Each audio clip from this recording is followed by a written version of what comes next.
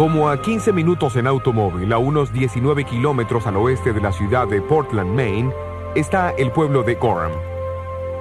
Al norte del pueblo está Fort Hill, y fue aquí que las mellizas Elena e Isabel nacieron. Sus padres, Roberto y Eunice Harmon. Los Harmon eran metodistas devotos con 8 hijos para cuidar. Aunque su casa ya no existe hoy, esta marca indica su lugar aproximado.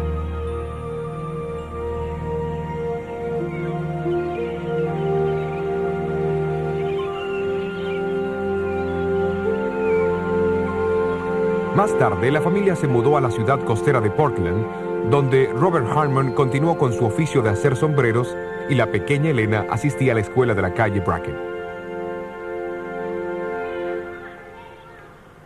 Pero a la edad de 9 años, su vida tomó un rumbo dramático en las manos de una celosa chiquilla de la escuela. No vales nada, Elena. Te voy a agarrar.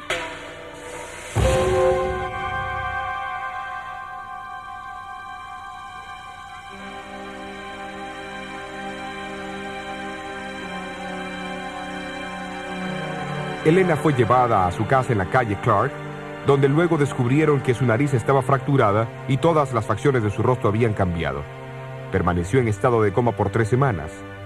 Al recuperarse un poco, se dio cuenta de la diferencia que su apariencia hacía en la manera que todos la trataban.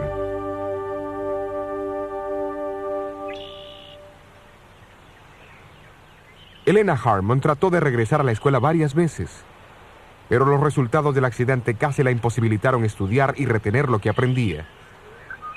Su mano temblaba tanto que no podía mejorar su caligrafía y con gran disgusto finalmente abandonó todo esfuerzo para recibir una educación formal. Durante ese periodo de soledad y desánimo, pasó muchas horas placenteras aquí en el bosque de Deering Oaks.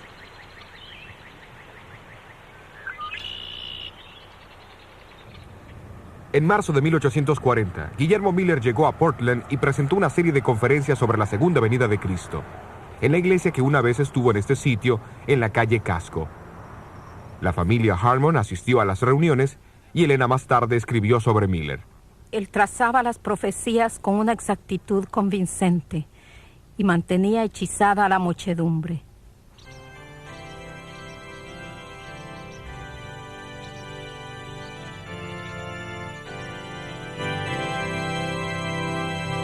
En junio de 1842, Elena Harmon y otros 11 fueron bautizados y recibidos en la iglesia metodista que antes se encontraba cerca de esta iglesia metodista en la calle Chestnut.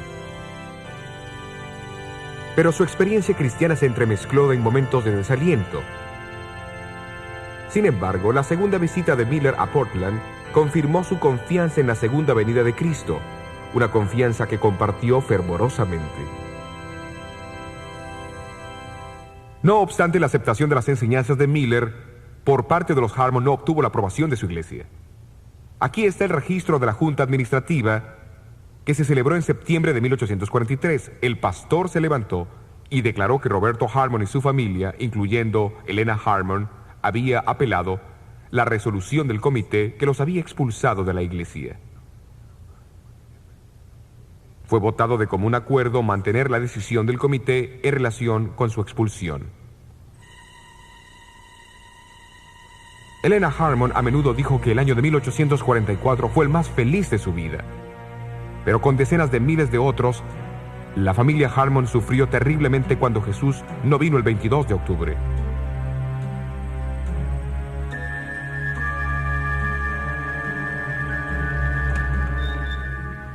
Para diciembre de 1844, la mayoría de los creyentes adventistas abandonaron su confianza en la validez del 22 de octubre. Elena Harmon y sus amigas habían aceptado que el cumplimiento de la profecía de los 2300 años todavía ocurriría en el futuro.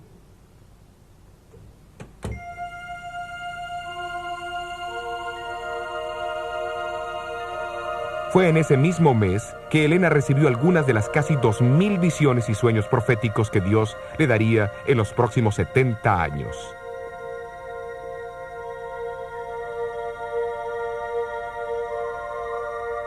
Durante estas visiones, ella quedaba completamente inconsciente de sus alrededores y como Daniel, cuando recibía una visión, no respiraba durante el tiempo de la revelación. Las visiones variaban en duración, de muy corto tiempo hasta casi 4 horas.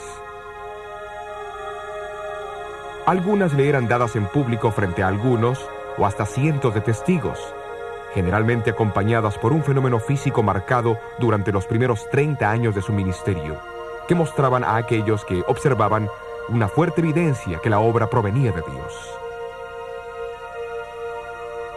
Otras visiones le eran dadas mientras oraba, escribía o hablaba, y no eran acompañadas por fenómenos físicos.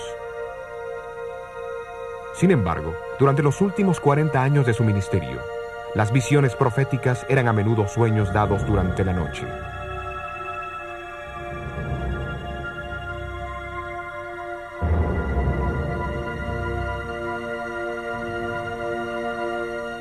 J.N. Loughborough, un pionero de la iglesia, pudo ver a Helena teniendo visiones públicas más de 50 veces. Él escribió que al comienzo de la visión la palabra gloria era repetida 3 veces, pero cada vez con más debilidad.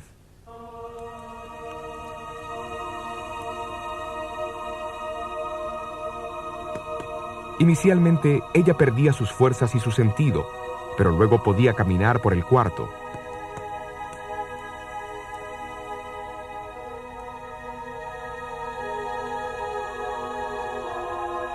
A veces hacía gestos con sus brazos y manos, aunque los presentes no podían moverlos de ninguna manera.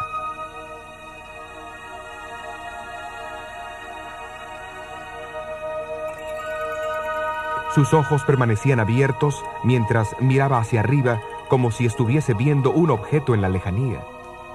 Aunque no respiraba, su pulso era regular y los colores de su rostro permanecían normales. Al final de la visión, parecía que sus alrededores estaban completamente oscuros. Su capacidad para ver hasta los objetos más brillantes volvía gradualmente.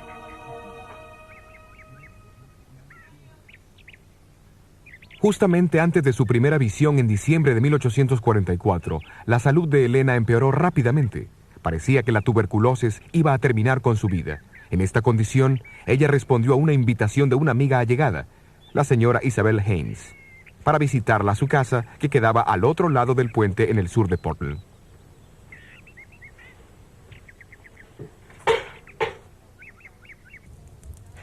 Alabad a Jehová, invocad su nombre, haced notorias sus obras en los pueblos, cantadle salmos, hablad de sus maravillas, gloriaos en su santo nombre, alégrese el corazón de los que buscan a Jehová.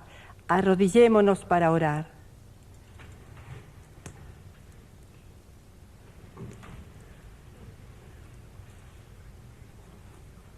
Cierta mañana, 3 mujeres jóvenes se unieron a Helena y a la señora Haynes para el culto. Cuando se arrodillaron para orar, el poder de Dios descendió sobre Helena y fue envuelta en una visión de la gloria de Dios. Experimentó la sensación de ascender más y más sobre la tierra. Se dio vuelta para buscar al pueblo adventista del mundo, pero no pudo encontrarlo. Mirando hacia arriba, vio un sendero recto y angosto en el que viajaban hacia la ciudad santa. Detrás de ellos había una luz brillante que el ángel le dijo que representaba el clamor de la medianoche del movimiento seguidor de Miller. Esta luz brillaba por todo el sendero y los prevenía de caerse. Al frente vieron a Jesús guiándolos hacia la ciudad y como a Pedro sobre las aguas, estarían seguros mientras mantuvieran sus ojos en él. Mientras la visión seguía, vio la segunda venida de Jesús junto con la resurrección del pueblo de Dios. También pudo presenciar la ascensión a la Nueva Jerusalén y vio algunas de sus maravillas. Cuando Helena compartió esta revelación con sus 4 amigas, pareció contestar algunas de las preguntas que las preocupaban. ¿Había Dios dirigido la experiencia del gran chasco? ¿El 22 de octubre había sido un cumplimiento de la profecía o una gran desilusión? Una senda angosta se extendía por encima del mundo. En esta senda, el pueblo adventista viajaba hacia la ciudad. La visión afirmaba que el mensaje del 22 de octubre fue la providencia de Dios. Era la luz detrás de ellos que iluminaba el sendero hacia la ciudad. Significativamente, esta luz había sido encendida al comienzo del sendero. Ellos habían esperado que ésta hubiese marcado el final del mismo, pero era bueno saber que Jesús conocía toda la experiencia y continuaría guiando a todos los que fijasen sus ojos en él. Como una semana después, ella recibió una segunda visión donde Dios formalmente la llamó a ser su mensajera. También le fueron mostradas las pruebas y la oposición que enfrentaría. Esta visión la preocupó, pues estaba consciente de su juventud, timidez y constante enfermedad. También temió por su propio orgullo. Sin embargo, aceptó el apoyo divino y comenzó a compartir lo que él le había mostrado. En eso, abrí mis ojos y vi un sendero recto y angosto, trazado por encima del mundo. Entre aquellos que la escucharon en Por este 1845 sendero, estaba los Guillermo Foy. adventistas viajaban hacia la ciudad que se encontraba al final del sendero. El Señor me mostró esa misma visión. Eso fue justamente lo que vi.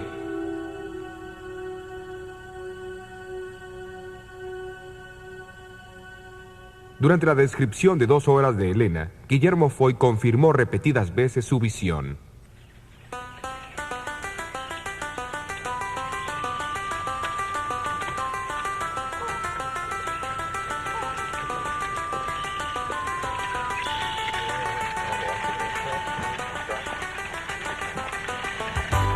A comienzos de 1845, Elena Harmon viajó al este de Maine para encontrarse con los adventistas de allí.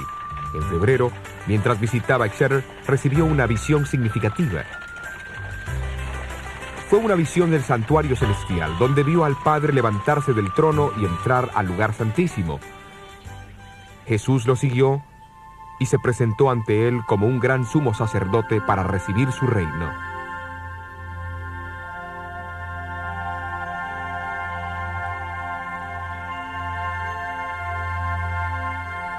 Esta visión no fue publicada hasta el 14 de marzo de 1846 en un artículo de la Estrella del Día, unas 5 semanas después que Edson, Crozier y Hahn habían publicado los resultados de sus estudios bíblicos sobre el santuario. De manera sobresaliente, esta visión confirmó la explicación que ellos encontraron en los meses siguientes al 22 de octubre de 1844. Esta es una ilustración significativa de la relación que existe entre el don profético y el estudio de las Escrituras. El don no fue un sustituto para el estudio de la Biblia. Tampoco se obtuvieron las enseñanzas de la Iglesia de las visiones, sino que las visiones confirmaban los resultados del estudio bíblico. Una ilustración más amplia de esto se puede encontrar en conexión con la observancia del séptimo día sábado. A comienzos de 1846, Elena Harmon conoció a José Bates. Bates había comenzado recientemente a guardar el séptimo día sábado y compartía su entusiasmo con todos los que lo escuchaban. Pero Elena escribió sobre él. Veo que es un verdadero caballero cristiano. Es cortés y es amable, pero siento que se equivoca al detenerse más en el 4º mandamiento que en los otros 9. En agosto de 1846, Bates publicó su folleto de 48 páginas, El séptimo día sábado, una señal perpetua, donde denotaba las razones bíblicas para su observancia. Padre, oramos para que tu Espíritu permanezca con nosotros mientras estudiamos tu santa palabra. Pedimos que nos acerques más a El 30 de agosto de 1846, Elena Harmon se casó con un joven predicador seguidor de Miller, Jaime White. Poco después del casamiento, Jaime y Elena White estudiaron el folleto de Bates, compararon su contenido en las Escrituras y comenzaron a observar el séptimo día sábado y a enseñarlo a otros. Para ese entonces, había alrededor de 50 guardadores del sábado en Nueva Inglaterra y en el estado de Nueva York. Acuérdate del día de reposo para santificarlo. Algunos meses más tarde, ellos fueron a la casa de Stockbridge Holland, un adventista y exitoso ingeniero civil en Topsham, Maine. Fue aquí a comienzos de abril donde Elena White recibió otra visión del santuario celestial. Después de ver el lugar santo, pasó al lugar del santuario. Allí vio los 10 mandamientos con una silueta de luz enfocada en el 4º mandamiento. Jaime y Elena White ya habían aceptado el sábado, ante la evidencia bíblica. Sin embargo, la visión del 3 de abril de 1847, dada unos meses después que ellos comenzaron a observarlo, confirmó su decisión y los impresionó de su importancia.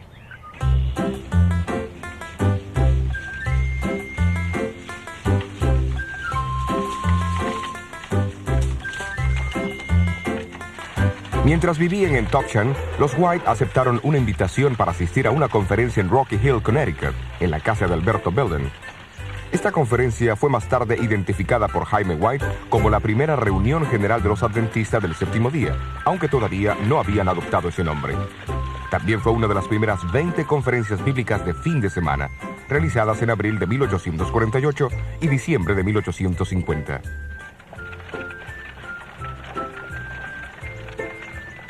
Fue durante estas reuniones cuando las enseñanzas principales de la Iglesia Adventista del Séptimo Día tomaron forma, usando los mismos métodos de Lutero en la dieta de Worms: escritura, razón y conciencia. Jaime y Elena White, José Bates, Hiram Edson y otros dirigieron los estudios bíblicos y las sesiones de oración que a menudo tomaban toda la noche. Es importante considerar el papel de Elena White en estas conferencias. Cuando el grupo llegaba a un punto en su estudio donde no podía progresar más, ella recibía una visión donde se le presentaba una clara explicación de los versículos estudiados. Sus contribuciones fueron particularmente impresionantes, porque todos sabían que mientras no estaba en visión, ella no podía entender su razonamiento. Es evidente que a través de la vida de Elena White, las visiones no le eran dadas para reemplazar el estudio de la Biblia. A fines de 1888 escribió: Dios quiere que vayamos a la Biblia para conseguir la evidencia de las Escrituras. Mientras los pioneros de la Iglesia se unían más y más en los grandes temas que estudiaban, comenzaron a ver la necesidad de publicarlos. Durante una conferencia en Dorchester, al sur de Boston, Massachusetts, en noviembre de 1848, Elena recibió una visión que envolvería a la Iglesia en un programa ambicioso. Después de la visión, Elena le dijo a su esposo que publicara un pequeño periódico y lo entregara a la gente. Desde ese pequeño comienzo, dijo haber visto como rayos de luz que iluminarían al mundo. Era un desafío impresionante para presentarlo a un puñado de pobres y nuevos creyentes.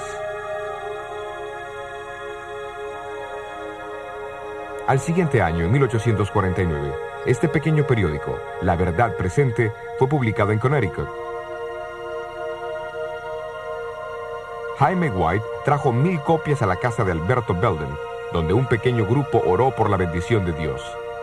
Al siguiente año, el periódico fue reemplazado por la revista y Heraldo del Segundo Advenimiento y el Sábado, conocida hoy como la Revista Adventista. Su mensaje es leído en todo el mundo.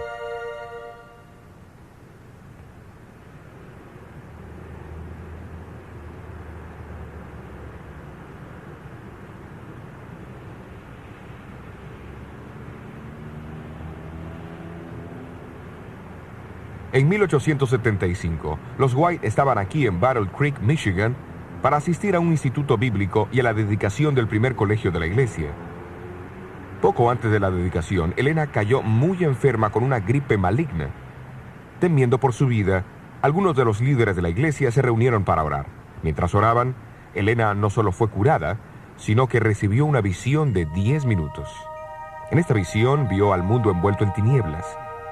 Luego, a través de la oscuridad, vio rayos de luz que brillaban más y más, iluminando otras luces hasta que todo el mundo estaba iluminado.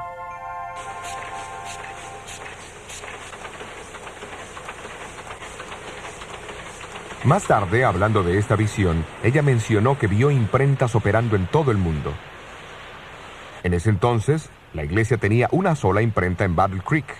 Intrigado, Jaime White la interrumpió y le preguntó si se acordaba de los nombres de los países donde había visto esas imprentas trabajando.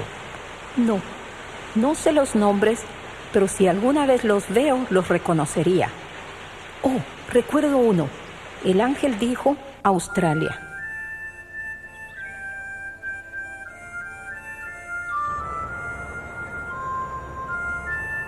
A fines de 1891, Elena White vino a Australia. Luego, después de llegar, visitó el establecimiento de la imprenta situado en Bess Street, Melbourne. Reconoció a las personas que operaban las impresoras y habló de las relaciones entre ellos. basándose en la revelación recibida 17 años antes.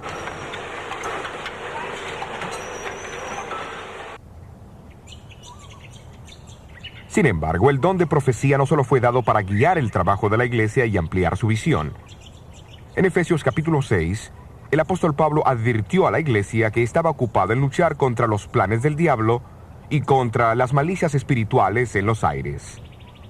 Por lo tanto, otra importante función del don de profecía es proteger a la iglesia de los ataques y artimañas del enemigo. Viajando en carro a 10 minutos de la casa de Hiram Edson, se encuentra el lugar de nacimiento del espiritismo moderno en Hillsville, Nueva York.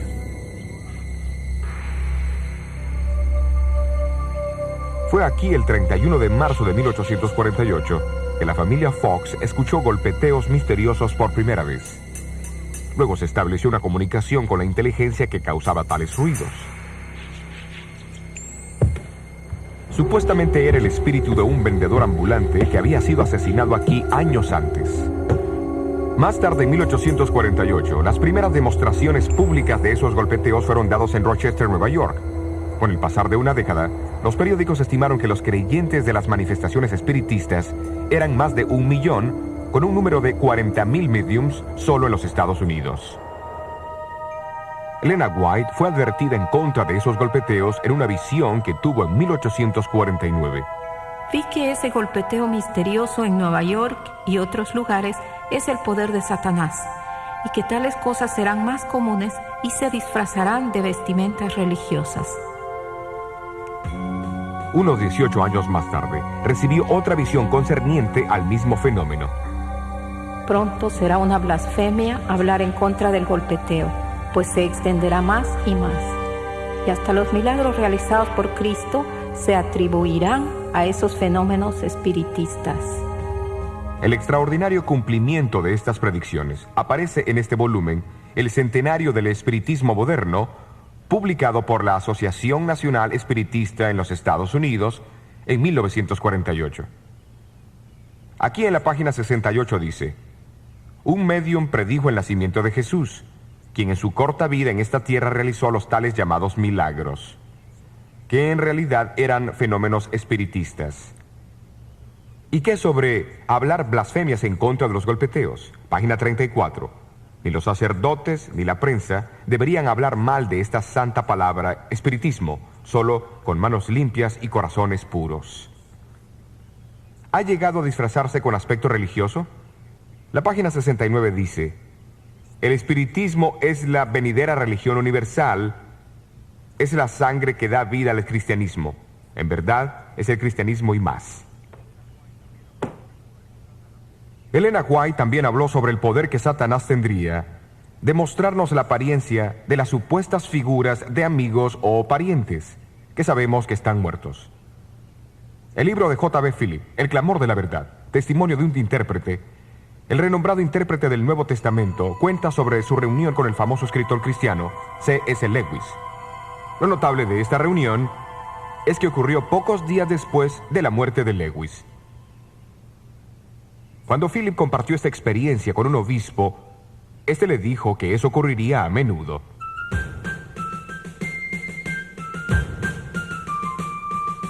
En 1861, Estados Unidos estuvo al borde de una crisis. Antes del sábado 12 de enero, 4 estados del sur se habían separado de la Unión, pero nadie esperaba la guerra. No fue hasta 3 meses más tarde que el presidente Lincoln requirió un ejército. Pero Dios conocía el futuro y advirtió a su pueblo de lo que vendría. El sábado 12 de enero de 1861 era una feliz ocasión para la iglesia adventista del séptimo día de Parkville, Michigan. Su nuevo edificio sería dedicado y varios de los líderes denominacionales estaban presentes, incluyendo a Jaime y Elena White. Por la tarde, cuando estaba por terminar su discurso, Elena White recibió una visión que duró unos 20 minutos. Al ser invitada a contar lo que había visto, ella solemnemente anunció que otros estados se unirían a la separación y habría una terrible guerra. Describió los sonidos y los hechos de las batallas y el sufrimiento de los prisioneros enfermos y heridos en los hospitales. vio hogares agonizando la pérdida de esposos, hijos y hermanos. Entonces, mirando los rostros de la congregación, hizo una pausa. Hay personas aquí que perderán sus hijos en esa guerra. 3 meses después de la visión de Parkville, los primeros tiros fueron disparados y la nación se lanzó a la agonía de la guerra civil. Se perdieron más vidas americanas que en todas las otras guerras combinadas. Como 5 familias de las que estuvieron presentes en aquella tarde de 1861 perdieron hijos en la guerra.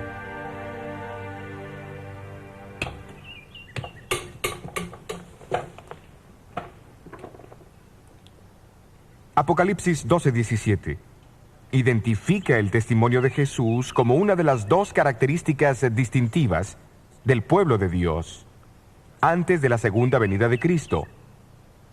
¿Qué es el testimonio de Jesús?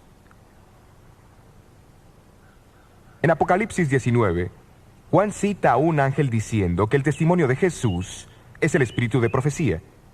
Y en Apocalipsis 1, Juan explica lo que él describe como profeta es un mensaje proveniente de Dios a través de Jesucristo dado por su ángel. Y así las palabras de un profeta son llamadas el testimonio de Jesús porque provienen de Jesús y no del profeta. Un ejemplo vivido de este proceso a través de Elena White puede verse en las tempranas experiencias de la iglesia de Washington, Nueva Hampshire. Fue aquí, en 1844, donde Guillermo Farnsworth declaró su intención de guardar el 7º día sábado, y aquí se estableció una congregación guardadora del sábado. Pero en los años que siguieron, algunos del grupo comenzaron a perder su fe. El mismo Guillermo Farnsworth volvió a usar tabaco, y otros miembros de mayor edad se volvieron cínicos y criticones. Esto desanimó a varios jóvenes de la iglesia. Se necesitaba algo urgente para restaurar la unidad y la fe de la iglesia.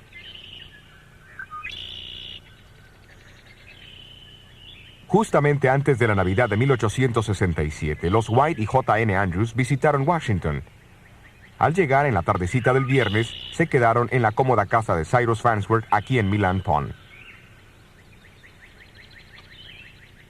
El lunes de mañana, Elena White dio un discurso en el cual se dirigió personalmente a los que estaban en el salón.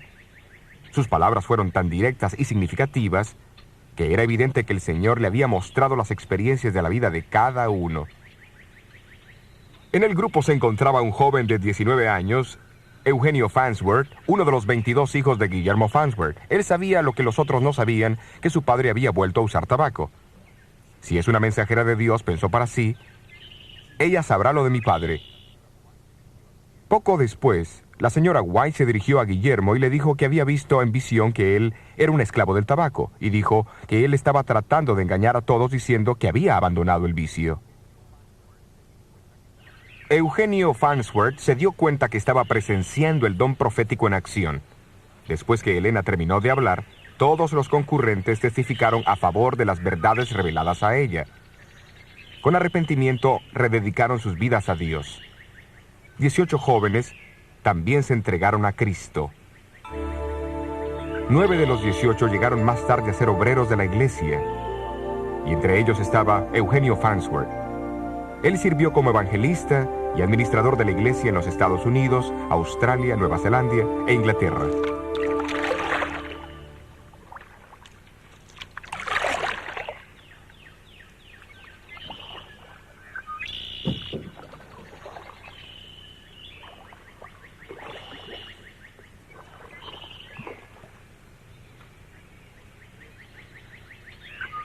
¿Por qué Dios envió a su mensajera a esa iglesia? ¿Por qué Dios ha dado el testimonio de Jesús o el espíritu de profecía a su pueblo remanente? La respuesta a ambas preguntas es la misma. La respuesta del Antiguo Testamento se encuentra en 2 Crónicas 36:15. Porque Dios tiene compasión de su pueblo. El Nuevo Testamento lo explica aún más claro en Efesios 4:12-13. Dios llama a algunos a ser profetas para preparar al pueblo de Dios para obras de servicio, para que el cuerpo de Cristo pueda edificarse hasta que todos alcancemos unidad en la fe.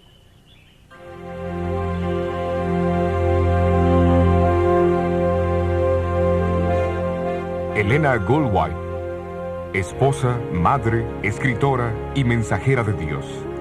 Elegida aunque era la más débil de los débiles, llegó a ser una torre fuerte para un pueblo llamado por Dios en los últimos días de la historia de este mundo. La Iglesia Adventista del Séptimo Día.